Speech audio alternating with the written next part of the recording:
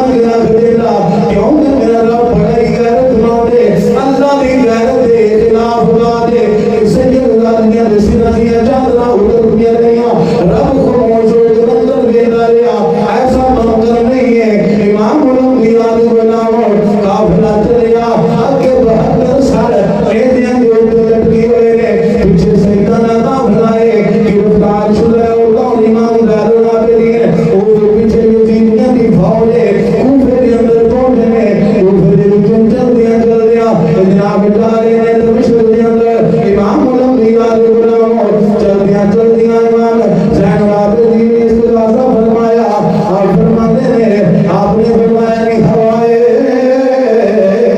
میرا پیغام مدینے لے جاوی جب میرے نبی نو سلام داوی انہوں نے جڑے واسطے دا بیٹا سلام عرض کر لائے انہیں سلام پیش کیتا ہے اور جا کے ہوائے دسی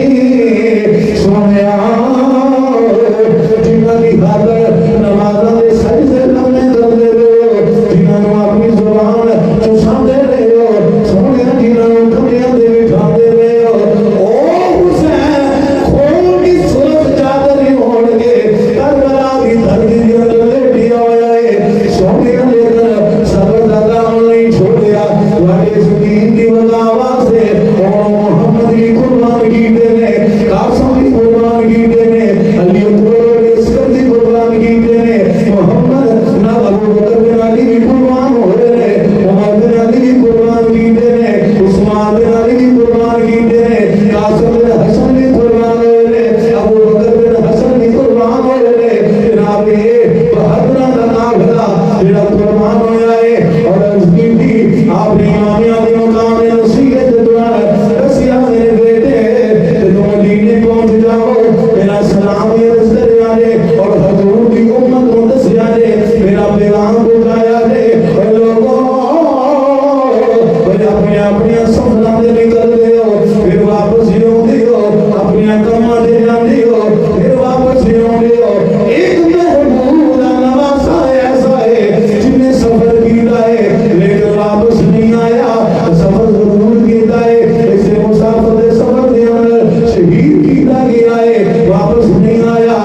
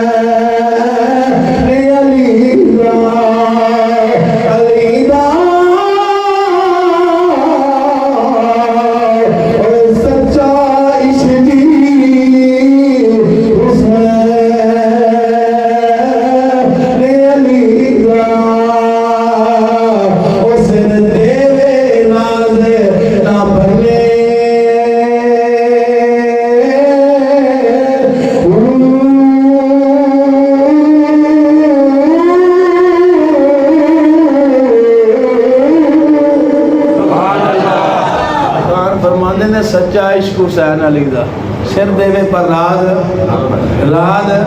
نہ بنے روح دین دا راز سجا دین بچایا پر راز نہیں بنیا دین آنچ آن دیتی نہیں انہاں اپنا حق ادا کیتا امام علی مقام آپ دے شہزادے امام زین العابدین کدیاں بیعت کروندے سن کہ وہ تے اپنا حق ادا کر کے ٹر گئے ہن جیڑا میرا حق ہے کیا میں ادا کر حالانکہ انہاں اپنا حق ادا کیتا ہے امام زین العابدین نے اپنا حق ادا کیتا ہے ادا کر کے بھی پھر بھی روندے سن کہ وہ تے اپنا حق کامیاب ہو کے ادا کر گئے کیا میں بھی کر رہا کدی یہ گل ساڈے ذہن وچ بیٹھیاں کھلوتیاں ستیاں جاگدیاں ٹردیاں کدی خیال آیا ہوئے کیا اسی بھی اپنا حق ادا کر رہے ہیں کدی خیال آیا کیونکہ سکھاری نہیں دے اللہ رب العزت دی بارگاہ کے اندر دعا ہے پروردگار محبوب علیہ السلام نے پاک نواسے دے مشن کو زندہ کرنے کی توفیق عطا